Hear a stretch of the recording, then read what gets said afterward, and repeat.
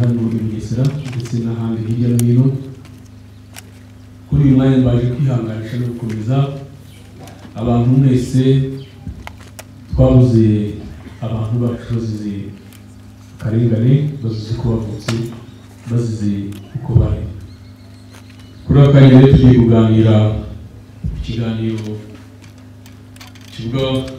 kigaruka kuri jenoside yakorewe Abatutsi mu 1994 ndetse rikaba n'isomo ku Banyarwanda, mu mahanga n'ibihugu byo mu karere. Impamvu rero yo kuganira kuri aya mateka ashariye jenoside yakorewe Abatutsi ni ukugira ngo twongere tugaruke ku muntu, dutekereze ku ndangagaciro z'Ubunyarwanda, dutekereze kandi inyigisho z'urwango zatugeze kuri jenoside, hanyuma dukuremo imbaraga zo kongera kurema no kubaka ubumwe bwacu nk'Abanyarwanda, ari nabyo bizadufasha gusigasira no kurinda ibyagezweho. Nk'uko mubizi rero, jenoside yakorewe Abatutsi ni uruhererekane rw'ingengabitekerezo ya jenoside yahereye kera ubwo abakoloni, ariko by'umwihariko jenoside yakorewe Abatutsi mu Rwanda yaturutse ku mugambi wateguwe na leta y'u Rwanda yari iyobowe na Habyarimana Juvenal. Iyo gahunda rero yashyize mu bikorwa umurongo wa politike wo gukorera Abatutsi jenoside yatangiye hagati y'1990 n'1994, ishingiye kuko inyigisho z'urwango zari zarabaye uruhererekane uhereye mu 1957. Ubwo rero urugamba rwo kuboza igihugu rwari rutangiye, bamwe mu bahutu b'abahezanguni barushijeho kwigisha umugambi w'ubugizi bwa nabi ndengakamere itsinda ry'abiswe Abahutu, bagambiriye kuzarimbura inyoko y'uwitwa Umututsi aho ava akarira. Mu mateka y'u Rwanda, indangagaciro y'Umunyarwanda kuva na kera yazaga imbere ya byose, ikagaragaza imibanire y'Abanyarwanda yari ishingiye ku ipfundo ryo kumva ko basangiye igihugu, basangiye umwami, basangiye ururimi rw'Ikinyarwanda, umwami wabo akaba umutware w'ikirenga. Niyo mpamvu bavuga ngo rubanda rw'umwami muratabare. Iyo habaga hari ikibazo gikeneye imbaraga z'Abanyarwanda, havuzwaga ingoma y'impuruza, maze Abanyarwanda bose nta gusigaye inyuma bakitabira itabaro. Abanyarwanda rero baraba umwami akaba wabo, cyari igihango n'ipfundo ry'ubumwe Abanyarwanda bari bahuriyeho. Mu gihe rero abakoloni bari bageze mu Rwanda, hari imwe mu migenzo n'indangagaciro byasenywe n'irondabwoko ryinjijwe mu muryango nyarwanda. Abantu bigishwa ivangura rishingiye ku moko, kugeza ku rwego rw'uko batwigishije badushyira mu ntekerezo y'uko Abanyarwanda tudafite n'inkomoko imwe. Birandikwa mu bitabo by'inyigisho mu mashuri abanza, bakunda kugaragaza ko Abatutsi ngo baturutse muri Abyssinia, Abahutu baturutse muri Cameroon na Chad, ngo abitwa Abatwa bakaba ari abasangwabutaka ba hano mu Rwanda gakondo no hakurya mu mashyamba ya Ethiopia. Izo nyigisho rero z'urwango zijyanye n'intekerezo z'Abahutu b'abahezanguni bari bafite inyota y'ubutegetsi n'ubusambo n'inda nini, igihe cyose batekerezaga ko kwigisha abo bise rubanda nyamwinshi bakabigisha ingengabitekerezo y'urwango aricyo kizatuma barinda ubuyobozi bwabo, bagatinda ku butegetsi, bakikubira ibyiza by'igihugu bonyine, bakagira iryo vangura, ariko rubanda rusanzwe rwa giseseka bayobotse buhumyi. Nta mitekerereze yimbitse bageze kuri izi nyigisho z'urwango. Muri uyu murongo w'ibitekerezo bisenya wafashe igihe kire, byangije ubumwe bw'Abanyarwanda, bisenya imwe mu migenzo n'imiziririzo Abanyarwanda bubahaga kandi bahaga agaciro ku rwego rukomeye cyane. Ni nayo mpamvu amadini atangiye kuza, haje umugani uvuga ngo Kiliziya yakuye kirazira. Ariko buriya iyo urebye mu muco w'Abanyarwanda, kirazira byari ipfundo rikomeye ku muryango nyarwanda. Cyaziraga ku munyarwanda wese, ntabwo cyabaga kizira ku Muhutu, Umutwa cyangwa Umututsi. Biriya amateka ya nyayo atugaragariza ko byari ibyiciro by'inzego z'imibereho yari igize umuryango nyarwanda, ndetse bigasimburanwa n'ibihe bitewe n'icyo umuntu akora n'ubutunzi afite cyangwa se ubushobozi abayeho. washobora kuba umuhutu uyu munsi ejo ukazaba umututsi, washobora kuba wari mu cyiciro cy'abatwa ejo umwami yagutera iteka yakugabira yahindura ubuzima bwawe ugahinduka imfura ukaba umututsi. Ntabwo rero mu by'ukuri byigeze biba amoko nk'uko byaje kwigishwa bikandikwa bigahabwa umurongo rubanda rugufi bakayoboka bakinjira muri izo ntekerezo bakazifata nk'aho ari ihame ry'ukuri, ariko ni imwe mu mizi ya jenoside yakorewe abatutsi. Urwo ruhererekane rw'inyigisho z'urwango tuzibona uhereye kera mu 1957 ubwo Gitera yashyiragaho amategeko 10 y'abahutu. Yari azanye umurongo w'ibitekerezo bisenya ubumwe bw'abanyarwanda, yigishaga urwango n'ubugizi bwa nabi ndengakamere. Nta buyobozi na bumwe bwigeze buhaguruka ngo butekereze ko icyo kintu gishobora kuzarimbura umuryango nyarwanda, ahubwo abantu barabyishimiraga bakabifata nk'aho ari umuvuma ivutse ize guharanira uburenganzira bwa rubanda rugufi rwaherejwe inyuma, ariko ntabwo ariko byari. Izo nyigisho z'urwango zabaye uruhererekane kugeza ubwo abakoloni bifashishije abapadiri bagendeye ku ihame bumvikanyeho byo gutangira abanyarwanda kugira ngo bashobore kubategeka. Bazanye icyo bise batanye bategeke cyangwa divide and rule mu rurimi rw'icyongereza. Bifashisha inyigisho zishingiye binyura mu madini, binyura mu mashuri, birigishwa muri za animation, mu mashyirahamwe, ndetse haza n'inyigisho zo ku mashyiga aho ababyeyi nabo barindagizaga abana babo bababwira ko ibibazo igihugu gifite bishingiye ku batutsi. Ariko nyamara iyo usesenguye ukareba u Rwanda twabayemo yaba muri leta ya Kayibanda na leta ya Habyarimana, nibyo bihe umuryango nyarwanda wari ukennye ku rwego rukomeye, wari wuzuye ubujiji, imitekerereze iciriritse, abantu bararwaye amavunja, abantu babana n'amatungo mu nzu, abantu baba mu nzu z'ibyatsi, ariko bari barabeshe abaturage babumvisha ko ngo leta yabo, leta y'abahutu, ubutegetsi bwari ubwabo. Ariko iyo urebye usubiza amaso inyuma usanga bari abantu nta n'ubutegetsi bigeze bagira. Rwanda rwa giseseka ntibigeze bumva icyanga cy'ubutegetsi, nta neza y'ubutegetsi bigeze babona, nta cyiza cyabo kigeze kibageraho, nta wigeze atekereza gukuraho nyakatsi, nta wigeze arwanya amavunja bari barwaye, nta n'uwigeze atekereza uburyo bwo kubafasha mu iterambere binyuze mu mashuri ngo bige bahabwe uburenganzira bwo kugira ngo buri mwana wese w'umunyarwanda abone uburyo bwo kwiga. Ibyo ntabwo byigeze bibaho muri leta ya Kayibanda ndetse na leta ya Habyarimana waje kumusimbura. Mu gucamo abanyarwanda ibice bemeje kandi bandika ko abanyarwanda bafite imiterere n'intekerezo zitandukanye ndetse n'ibice by'ingingo bitandukanye. Batangira kubareba ku ndeshyo, ku mazuru yabo, baba bataye igihagararo, batandukanye abanyarwanda mu buryo bwose. Murabizi rero ko mu kinyarwanda gisobanutse n'umundi baca umugani ngo nyiri inkota n'uyifashe ikirindi. Icyo leta yigishije umuryango nyarwanda, icyo yigishije abaturage, icyo ibashyizemo nicyo bahinduka cyo.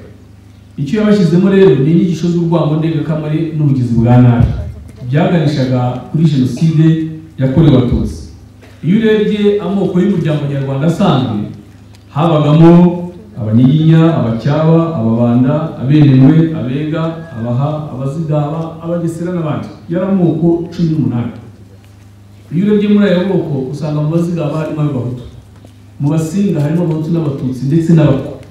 Icyo ni kimwe mu bimenyetso simusiga bigaragaza neza ko umuryango nyarwanda mu gihugu cyacu tutari twigeze tugira ubwoko, ahubwo twari abanyarwanda, twari bene gihanga, rwari Rwanda rw'umwami, umwami nawe akaba u Rwanda.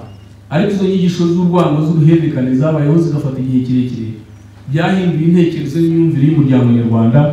Abaturage bayoboka buhumyi bakurikiza umurongo w'ibitekerezo bisenya nari navuze haruguru.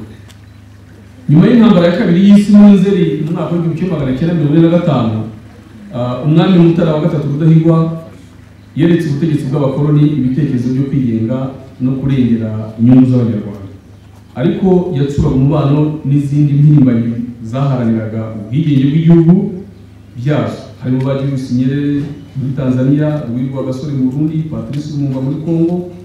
Akora ingendo nyinshi Burayi zigamije kugaragaza ko ibihugu bya Afurika hari imitekerereze yimbitse abenegihugu bafite yuko bagira ubwigenge bakagira imitegekere mu buyobozi bwabo, bakabasha gutanga umurongo wo kubaka igihugu cyabo no gutera imbere bidakozwe n'abakoloni b'Ababiligi.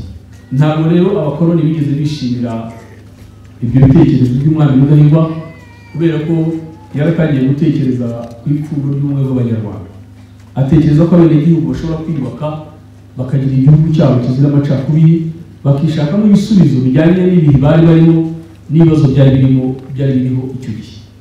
Ntabwo rero abakoloni b'Ababiligi bigeze bishimira izo ntekerezo z'umwami Rudahigwa n'abatware mu nama nkuru y'ubutegetsi, aho bari barakoze inyandiko bise Rizopwe, yari ikubiyemo inyandiko zigaragaza ibitekerezo by'uko igihugu gishobora kwiyubaka ndetse kikabaho no mu miyoborere yacyo bwite kandi bigateza imbere igihugu. Abakoloni rero aho ngaho bahindukiriye uwitwaga Umututsi aho bakagera muri iki gihugu, bagarutse ku rwango bari barabashimangiye mu Banyarwanda bagaragaza amacakubiri n'itandukaniro ryabo. Baravuga ngo aba Batutsi nibo twaje gusanga ari abahanga, ari impuguke, ari abantu bajijutse, ndetse dushyiraho amashuri y'abana babo. Muzi amashuri yatangiye muri za Strida aho bigishaga abana b'abatware, nabyo byari n'indi vangura. Baravuga ngo twarabatoresheje, twarabigishije, twasanze ari abantu bafite ubwenge, igihe kirageze bashatse kutwigaragaza. Nibwo rero umurongo w'ibitekerezo bisenye nyirizina watangiye. Baravuga ngo aba bantu tumaze guhugura tukabubakira igihugu, tumaze gushyiraho ikibuga cy'indege bari bitiriye ariko Kayibanda, zari mu nyungu zabo kubera ko bavanaga minere muri Kongo bakazinyuza i Kigali bakazerekeza iwabo i Buruseli. Babonye rero impirimbanyi z'Abanyafurika batangiye guharanira ubwigenge bw'igihugu cyabo, batangira kwigaranzura Abatutsi, batangira kwereka igice kimwe cy'itsinda ry'abitwaga Abahutu, batangira kubabwira ko ngo Abatutsi ari abantu babi mu bihe byose birenga imyaka 400 bayoboye. Batangira kubigisha ko Abatutsi ngo nibo bazanye ikiboko, ko bakandamije Abahutu, ko babahetse igihe kirekire, bazana inyigisho z'urwango zishingiye ku ivangura n'ubugizi bwa nabi ndengakamere. Ariko nyamara izo nyigisho bashingiragaho ntabwo Abatutsi rero bari barazanye ijambo ikiboko. Ikiboko cyari cyarazanye n'abakoloni, ni ijambo ry'iritirano ryavuye mu rurimi rw'Igiswahili. Ikiboko yari inkoni bashyiragamo igice cy'umurizo w'inkuru, bagakatira umutware icyate, bakavuga ngo urakora umuhanda kuva aha kugera aha, urahinga ikawa cyangwa ibireti ibi n'ibi kugera aha. Zari mu nyungu z'abakoloni.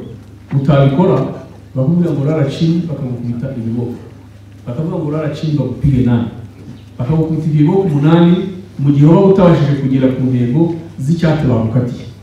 Ibyo rero abakoloni baratangiye babyitirira Abatutsi.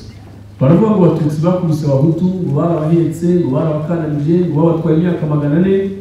Inyigisho z'urwango n'umurongo w'ibitekerezo bisenya bigenda bibadevelope kugeza ku ntera yaho igice kinini cy'abitwaga Abahutu bagwa muri ubu gutego wo kumva ko bakandamijwe, bakolonijwe, bayobowe nabi, batwaye imyaka 400 ko babahetse.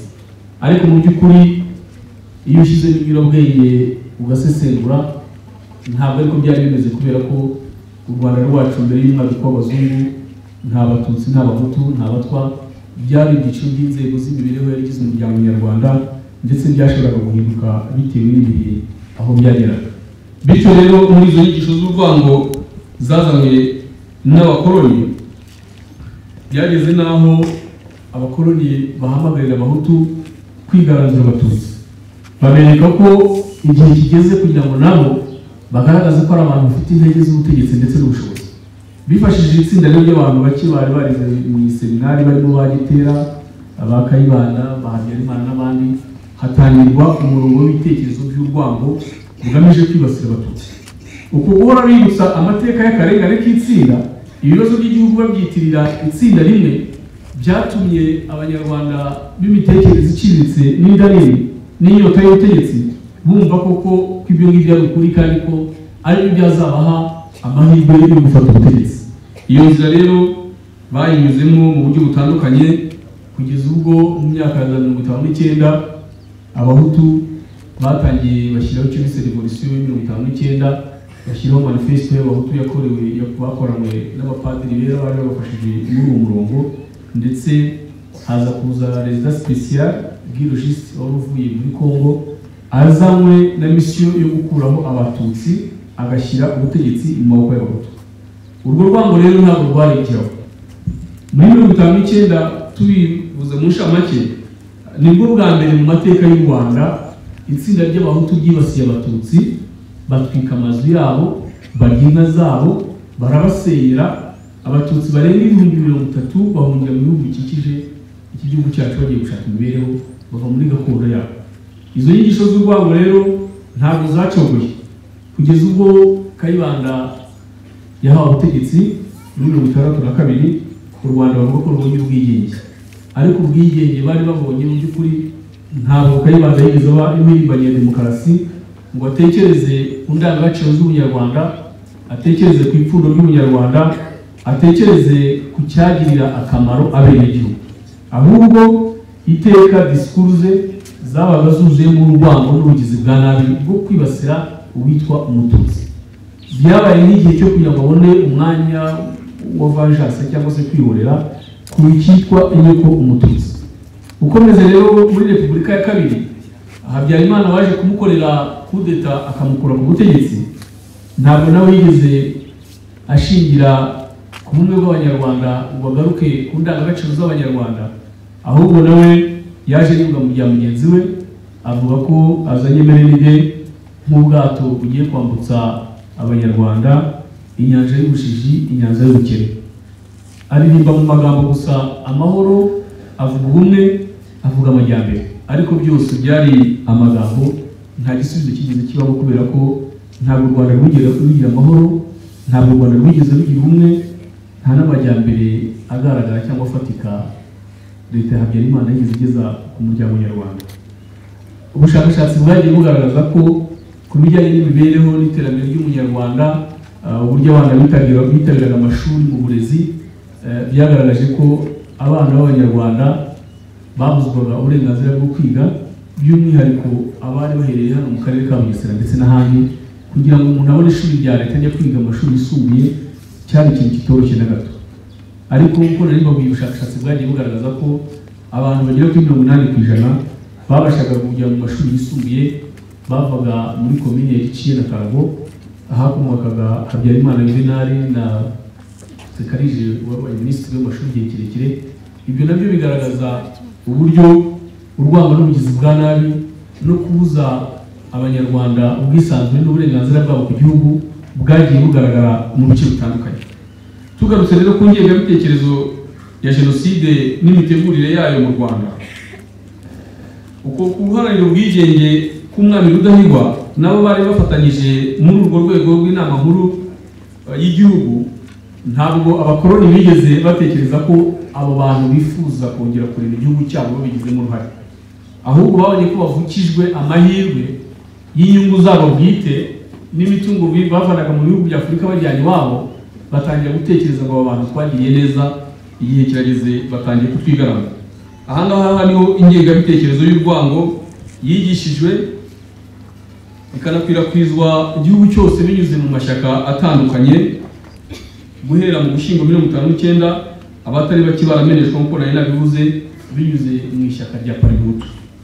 Mu mwaka wa 1962 Ububiligi bwemereye ubwigenge u Rwanda, bushyiraho umukuru w'igihugu Kayibanda nk'uko nari nabigarutseho, ariko ntigeze aba umunyafurika waharaniye ubwigenge bw'igihugu cye ngo atekereze ku bene igihugu, atekereze icyo bamarira. Iyi politiki rero yibona ko uko nibona akarere no kubuza impunzi uburenganzira bwabo ku gihugu cyabo, ibitotezwa n'amacakubiri byari mu Rwanda byatumye ingabo zari zifite inkotanyi zitangiza urugamba rwo kuboza igihugu mu Kwakira mu 1990.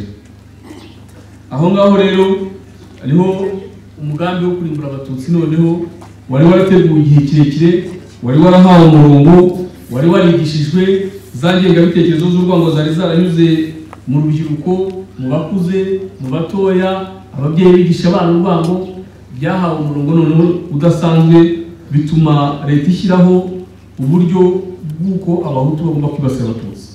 Leta yategetse itangazamakuru ryayo Radio Rwanda n'Imvaho inashyiraho itangazamakuru rindi ryigishije urwango, rihamagarira abanyarwanda kwanga abatutsi. Batangira kubinyuza mu itangazamakuru. Abaturage rero iyo bumva radiyo murabizi rubanda gusanzwe aho batuye hirya mu bice bitandukanye by'igihugu, iyo bumvishe umurongo radiyo Rwanda babitanze babifataga nk'ukuri nk'ihame, bumvaga ari umurongo wa politiki igihugu gitanze, ndetse bumvaga ko ibyo bazakora batazabiryozwa, batazabibazwa. Muri niyo mpamvu umubare w'abantu benshi bitabiriye umugambi wa jenoside ari nabyo byatumye abantu barenga miliyoni bapfa mu minsi 100 gusa. Ni ikimenyetso cy'uko rubanda rugufi bari barayobotse bihumyi, bayobotse bihumyi nta bitekerezo yimbitse, nta bushishozi, nta gusesengura, nta gutekereza ku ngaruka, bitewe n'uko ubuyobozi bw'igihugu nyizina bwabaga bwarabishyizemo uruhare. Muri Mata 1993 yarusha muri Tanzania mu mishyikirano yahuzaga leta ya Habyarimana n'umuryango we kw'inkotanyi, hemejwe igice cy'amasezerano y'amahoro kirebana no gusaranganya ubutegetsi. Hashyirwaho igisirikare gikwiye gusesengura no gucukumbura ikibazo uburyo cyabonerwa igisubizo. Ariko muri iyo mishyikirano yarimo gutekereza uburyo impande zombi zashyiraho ubutegetsi buhuriweho, nibwo Colonel Bagosora wari umwambari wa Habyarimana yasohotse muri iyo nama atangaza ko we agiye gutegura imperuka, niwe yaragiye gutegura irimburwa ry'abatutsi. Ahangaha kandi bigaragazwa n'uko inyigisho z'urwango zari zarakwiriye. Iyo urebye amatsinda y'urubyiruko yari yarigishijwe, hari impuzamigambi za CDR, hari interahamwe za MRND, hari abiswe amahindure n'ibindi bice byinshi cyane. Izo nyigisho rero z'urwango zari zarabase umuryango nyarwanda, iteka bibutswaga amateka y'akarengane k'itsinda, bagakubwirwa ko bakabeshwa ko abatutsi aribo kibazo cy'igihugu, ariho ibibazo by'umuryango nyarwanda biherereye. Ariko nyamara ntabwo yari inzira yo gukemura ibibazo. Ubwicanyi rero bwakorerwaga abatutsi kuva muri 1990 kugeza 1994 bwakorwaga n'imiryango mpuzamahanga ibizi, ikarebera ntigire ikintu bikoraho. Ku itariki ya 8 Mata 1994 hashyizweho guverinoma yise iy'abatabazi. Mu gihe Habyarimana yari imaze kuraswa, imaze guhanurwa n'abahezanguni b'abahutu bari badashyigikiye imyanzuro y'imishyikirano yo kuvanga ubutegetsi, kuvanga ingabo no gushyiraho ubutegetsi buhuriweho, Habyarimana yaratsinzwe mu buryo bwa diplomasi. Ibitekerezo mpuzamahanga yahuraga n'abandi baramuganza bakamwereka ko RPF irwanya ukuri, ko ari abenegihugu bagomba gutaha bagafatanya n'abandi gusangira ibyiza by'igihugu, ko ari uburenganzira bwabo. Ariko iyo yagaruka mu Rwanda, abahutu bahezanguni barimo basaza n'umugore we n'ababagosora bazanaga ibindi bitekerezo bitandukanye n'ibyo, bakabuganza mu buryo bwo gufata ibyemezo, kugeza ubwo nawe yigeze kuvuga ngo amahoro ntabwo ari impapuro, ngo amahoro ntabwo ari impapuro abantu bagendana, ngo ntabwo ari kuyavuga amagambo, asubiramo asa n'uhakana ibyo yamaze gushyiraho umukono mu masezerano yaragamije gushyiraho amahoro. Ibi byose rero byagiye bigaragaza uburyo umugambi wa jenoside wagiye uva ku ntera imwe ukajya ku yindi, kugeza ubwo jenoside yakorewe abatutsi yateguwe inashyirwa mu bikorwa. Umuryango w'abibumbye ubizi uhitamo kurebera, ntiwagira icyo ukora, kugeza ubwo yahagaritswe n'izahoze ari ingabo za FPR inkotanyi muri Nyakanga mu 1994 zanagize uruhare rukomeye mu kurokora abatutsi bahigwaga mu bice hirya no hino. Ibi rero tubigarukaho kuri inshuro 31 kugira ngo twongere dutekereze, tuzirikane uyu murongo w'ubugizi bwa nabi bwagejeje umuryango nyarwanda kuri jenoside yakorewe abatutsi. Dutekereze ngo kuri uyu munsi wa none ni iki twakora kugira ngo tugaruke kuri rya pfundo ry'ubumwe bw'abanyarwanda, tureme igihugu kizira ivangura, kizira amacakubiri ari yose, mu gihe twunamira abacu, twibuka urupfu rwapfuye rw'agashinyaguro, twibuka akarengane kabo, twibuka akababaro bagize mu rugendo rwo kuva muri iyi si bazira uko barimo, tubunamira, tubavuga mu mazina, tubahamagara, tubibutsa ngo mwaragiye ariko twarasigaye, abasigaye bafite inshingano zikomeye zo kubaho aho abagiye n'abasigaye. Ibyo byose rero kugira ngo tubigereho birasaba imbaraga z'umutima no kugira ibitekerezo bigaruka kuri za ndangagaciro z'ubunyarwanda, zitekereza ku Rwanda rwashize, rwa none n'urw'ejo hazaza. Kandi buri muntu wese agatekereza uruhare rwe kugira ngo ibyabaye muri iki gihugu bitazongera kubaho ukundi. Nta yandi mahitamo rero, ubumwe bwacu n'izo mbaraga zacu. Abanyarwanda twahisemo kubumwe, twahisemo kwamagana inyigisho z'urwango, umurongo w'ibitekerezo bisenya twanyuzemo. Ibyo byose byatubereye amateka ashaririye, ariko aba n'inzira yo kutwigisha no kuduhindura kugira ngo tuzabe urumuri rumurikira abandi muri ibi bizaza. Ingengabitekerezo ya jenoside yakomeje gukwirakwizwa muri Kongo. Abanyekongo bigisha urwango bagenzi babo bavuga ikinyarwanda mu bwoko bw'Abatutsi n'Abanyamulenge, kugeza ubwo batangiye kubamenesha barabica.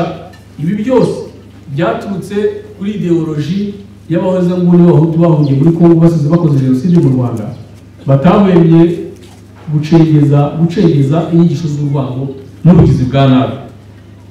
Politike y'ivangura rero yibasira abanyekongo bo mu bwoko bw'Abatutsi yabaye umurongo wa leta kugeza na n'uyu munsi. Leta ya Kongo yakomeje gukorana na FDL nk'uko bigaragazwa muri raporo zitandukanye z'umuryango w'abibumbye, ndetse Minisitiri wa Leta ya Kongo Patrick Muyaya ushinzwe itangazamakuru yatangaje ko FDL ihuje imyumvire n'uyu mutwe mu kugambirira gutera no gukuraho ubutegetsi bw'u Rwanda nk'uko byagaragaye mu bihe bitandukanye, aho ibitero byagabwe mu Rwanda hirya no hino bigahitana abantu. Ahangaha rero umuryango nyarwanda dukwiye kubyumva tukanabisobanukirwa, tugahaguruka dushyize hamwe ku rwego rudasanzwe kugira ngo twongere kurengera agaciro kacu n'uburenganzira bwacu. Kuva mu 1994 hagabwe ibitero byinshi ku Rwanda byica abanyarwanda batari bake, bisenya ibikorwa remezo harimo gusahura abaturage no kwangiza inzu zabo. Ibi byose bishingiye kuri rwa ruhererekane rw'inyigisho z'urwango n'ingengabitekerezo yambutse ijya ku gihugu cy'abaturanyi hakurya yabo. Kuri uyu munsi rero turongera kuzirikana aya matariki yagiye ashimangira ingengabitekerezo y'urwango ku rwego rudasanzwe. Ku itariki ya 29 z'ukwa 10 mu 1996 Exfar n'interahamwe bagabye ibitero ku butaka bw'u Rwanda mu mujyi wa Rusizi, bakomeretsa benshi, abandi bahasiga ubuzima. Ibi byabaye intandaro zakoreshwaga n'ibigo bya gisirikare bya Exfar n'interahamwe, kandi hari hagamijwe guhagarika ibikorwa bya Exfar byari bigamije guhungabanya umutekano w'u Rwanda. Muri iki gihe rero twibuka turanazirikana itariki ya 22 z'ukwa 8 muri 1997 n'itariki 12 z'ukwa 12 ubwo Ariri yagabye ibitero bibiri mu majyaruguru y'u Rwanda ahitwa Umudende mu nkambi z'impunzi z'Abatutsi b'Abanyekongo bari barahunze ubwicanyi nk'ubwo muri Kongo. Hapfa impunzi zirenga 1000 ziganjemo abana n'abagore. Ubwo bwicanyi kandi bwakomeje mu burengerazuba no mu majyaruguru y'u Rwanda, kuko ku itariki ya 19 z'ukwa 1 mu 1998 bisi yatwaraga abakozi ba